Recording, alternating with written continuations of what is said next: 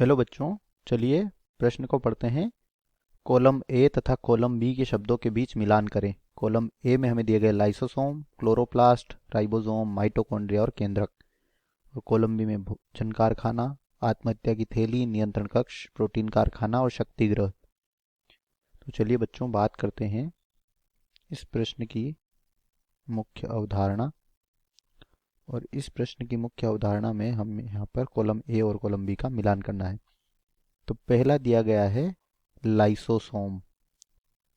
और बच्चों लाइसोसोम जो होता है यह कोशिका में पाया जाने वाला एक कोशिकांग होता है जिसमें क्या होते हैं, पाचक एंजाइम्स इसमें उपस्थित होते हैं जो कि कोशिका के व्यर्थ पदार्थों का पाचन करते हैं। या क्या करते हैं, जो कोशिका होती है इसके जो पदार्थ होते हैं इनका पाचन करते हैं। और जब यह एंजाइम क्या होते हैं, किसी कारण से लाइसोसोम अगर उसी कोशिका में फट जाता है तो यह उसी कोशिका को क्या कर देता है, नष्ट कर देता है जिसमें यह उपस्थित होता है। इसीलिए इसे आत्महत्या की थैली भी कहा जाता है।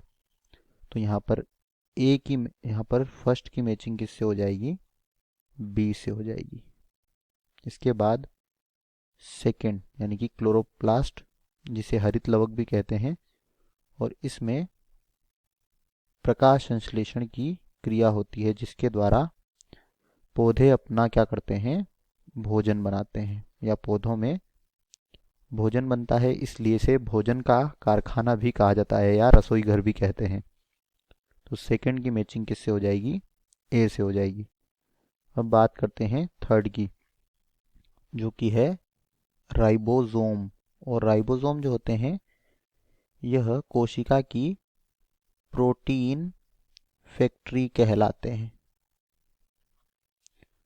तो यहाँ पर थर्ड की मैचिंग किससे हो जाएगी, डी से।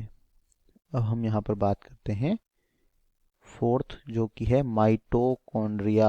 और बच्चों माइटोकॉन्ड्रिया जो होता है इसमें क्या होता है, एटीपी का निर्माण होता है यानी कि ऊर्जा का उत्पादन होता है। इसलिए इसे कोशिका का शक्ति ग्रह या powerhouse of the cell भी कहा जाता है।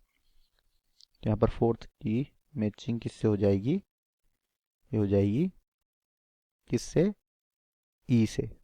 और फिफ्थ यानी कि केंद्रक। तो बच्चों जो केंद्रक होता है यह कोशिका के विभिन्न कार्यों का क्या करता है, नियंत्रण करता है। इसलिए इसे नियंत्रक या नियंत्रण कक्ष भी कहा जाता है।